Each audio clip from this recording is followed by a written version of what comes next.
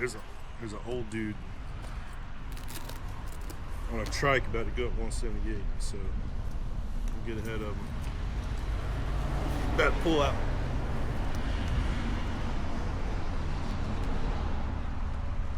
Come on. He's moving. Well, this is my brand new Hunter 350 from Royal Enfield. I traded the S1000R, and I'm happy I did it. Did it for a lot of reasons. One, the S1000 was actually pretty boring. It's a great bike, but I saw some hype about these 350s, and I rode one, and that's that. Game over. Bought it, and wanted to give a kind of a first owner's impression, because this is the first ride I did on this bike, and it shocked me. It really impressed me. This 350 does more than you would expect it to do, and it continues to do just a little bit more when you think it doesn't have anything left to give, which honestly, I don't think you get to experience that on many motorcycles. So this was the first break-in ride I took. Bought it from D2 Power Sports in Greer, South Carolina. Bought a lot of bikes from those guys. This is the latest one. I think this is bike number 21 or 22. I mean, throughout my career of riding bikes, I go through them a lot. And this is probably the funnest bike I've ever owned. And it does a great job at twisty roads. It does a great job on the highway. We'll get to that later. But for now, I'm just kind of gonna walk you through the video. I don't know how to make these videos. I'm just trying. So I'm just gonna do this and put it out there. This guy's a local. I'm a local up here in the mountains, and you can tell the locals from the people who don't live around, because locals will pull over. And the riders up here who are locals, you know, we really don't act like dicks or anything. Because we know, you don't want to piss off anybody. So after some twisties, I decided to take this off road. This is horse pasture road. I wanted to see how it does, and did pretty good. I'm not gonna lie.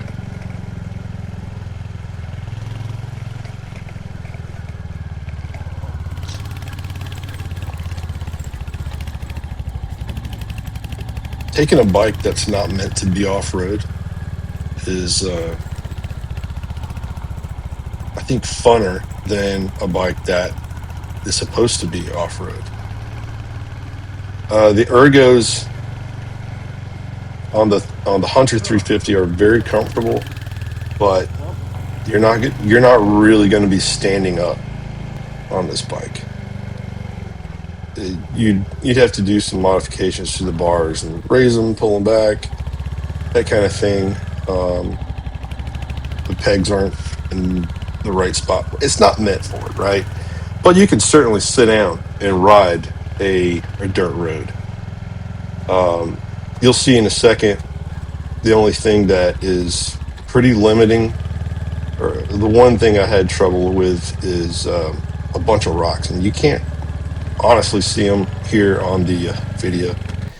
So I go a little bit. This road's like 10 miles long, and I turn around, Full sport, tire sport. going downhill. It's fun though, taking a bike that's The biggest drawback really not is off-road. the the tires are kind of a limiting factor for dual sport stuff. So you can get dual sport tires for it,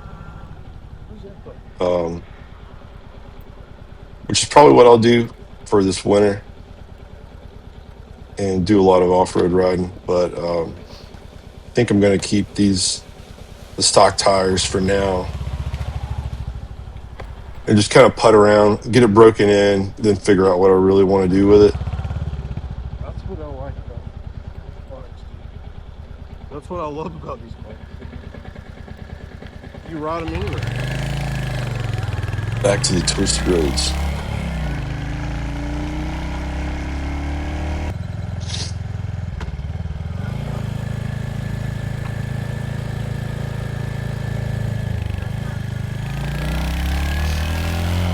I could do it. I'll do whatever you want to do. And 20 horsepower is all it's got at the crank. And you can see, I mean, it's really all you need. You're not really going to get in trouble. And by trouble, I mean, the bike's not going to get away from you. You're not going to get into a situation where, you know, you blew a corner or, you know, it doesn't have any passing power, even though you will see me pass some cars on a highway. So one of the good things I've learned about it is that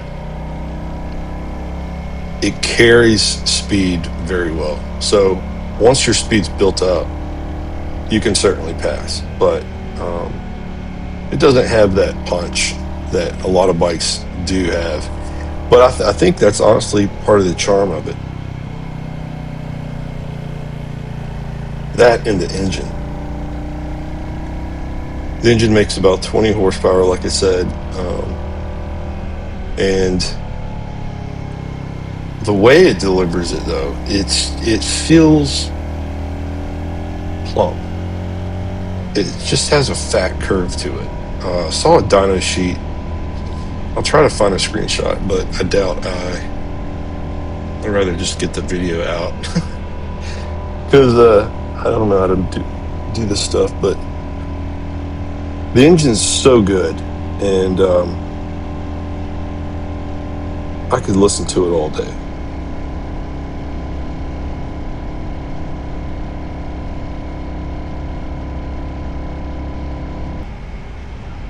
I went up 215 after this in North Carolina, and I was behind that car for a solid 15-20 minutes. And on any other bike, it would have been very infuriating, but on this bike, it was just fine. I'm going to go see the Pisgah Astronomical Research Institute. I've never been up here before. This place is for sale for like $30 million. That was cool. Let's get back on the road. Do the fun stuff. Now, I'll say, like, as fun as this bike is to just kind of putt around on, it loves to go fast. The engine loves it. I've got a KLR 650. That bike runs out of steam around 60, 70. It'll do 80, but, you know, it's like big 650. For whatever reason, this bike just wants to keep going. It wishes it was a 650. And even at the top end, I mean, it doesn't feel stressed to me. I had this thing pinned on this ride. This ride was in total about 120 miles from the dealer to home, and then riding around the mountains.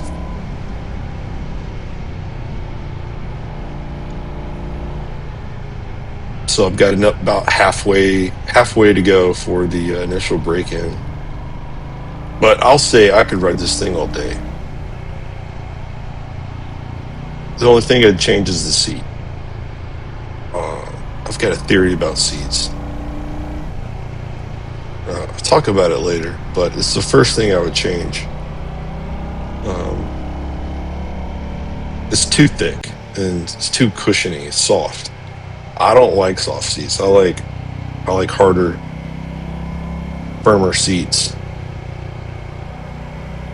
that just don't feel like a cushion. I don't know. That's just the way. It doesn't matter what bike I've had. I prefer a firmer seat. But with that swapped out, I could ride this all day. Absolutely. This was about a 4-hour ride, maybe 3 or 4. And 124 miles, I got 60 miles a gallon out of the gate. From, I think a bike had 1 mile on it at the dealer.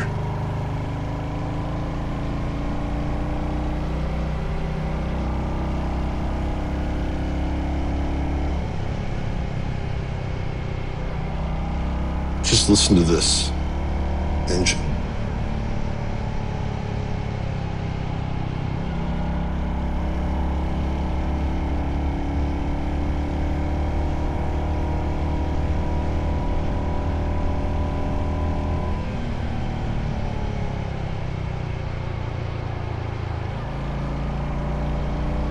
Again, this is Highway 215.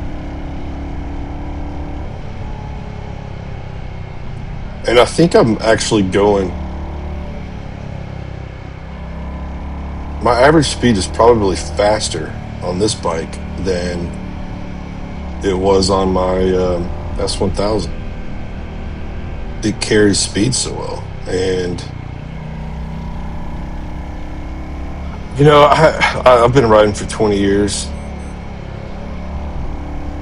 I have found smaller motorcycles to be way funner than bigger bikes. A lot of people call this a beginner bike, but maybe it is. You know, I think if you're learning how to ride, it'd be a great choice. But it's also something you can keep. Like, I've had a Grom before, and it wasn't my first motorcycle, but it certainly it got old, got pretty boring. This is like double the Grom. And it's exactly, it's 20 horsepower is like, it's a sweet spot. It really is.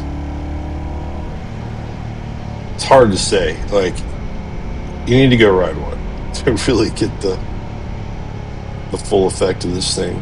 Oh, by the way, hey, Burley brand, if you guys want to send me a new tank bag, this one's about 20 years old. I'll put it in my videos. All right, that's the only ad spot I got.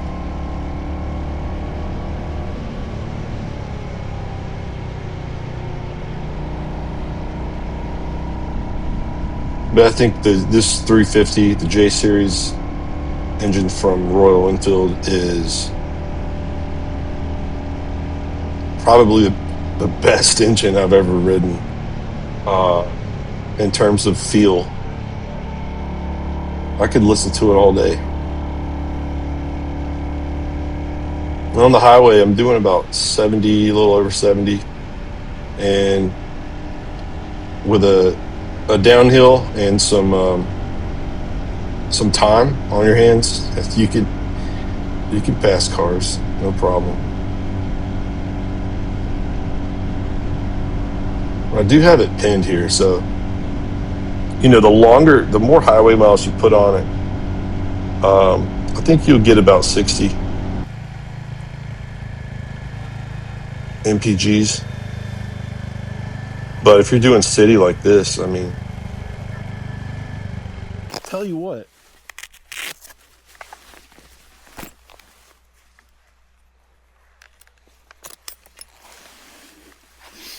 this is the best bike I've ever owned. 1000%. Believe me when I say 20 horsepower is all you need. Oh my God. besides my KLR Supermoto stuff, like, I think this is the most satisfying purchase I've ever made, hands down. It's a $3,000 bike.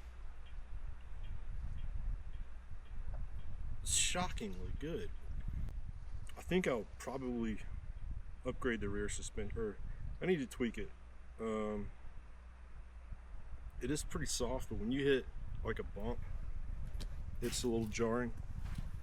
I can live with it. It's not a big deal like a lot of people make it out to be, but maybe some different rubber, some grippier rubber. These tires are alright. 17-inch wheels with a lot of rubber choices. I think it's a 140 rear and a 110 front, so probably run some Supermoto stuff on here. Loving it so far. 100 miles on the break-in. I learned how to film better, but I'm gonna get home.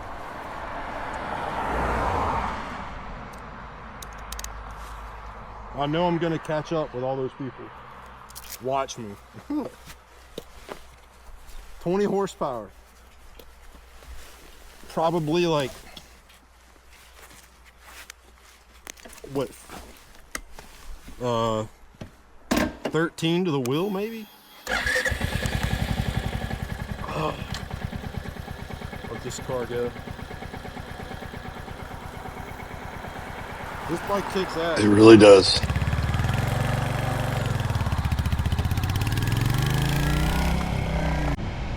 And we picked up a bug. Should probably check the lanes more.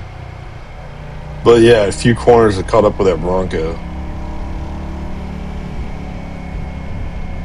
And a lot of other traffic. So, who's this bike for?